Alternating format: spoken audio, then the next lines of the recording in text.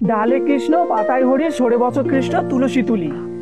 দাঁড়ান প্রভুজি দাঁড়ান, আপনি কি মন্ত্র বলে পাতা তুলছেন? শাস্ত্রে পাতা তোলার বিষয়ে একটি সঠিক মন্ত্র আছে, সেই মন্ত্রটি বলে আমি সঠিক নিয়মে কিভাবে পাতা তুলতে হয় দেখাবো আপনাকে।